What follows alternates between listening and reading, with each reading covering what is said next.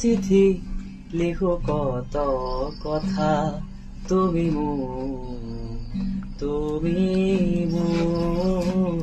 জীৱনৰে আলিবা থকা মকা, তুমি মোৰ কাহিনীৰ মাজতে কাহিনী ভৰাই, যাতনাৰ জীৱন মোৰ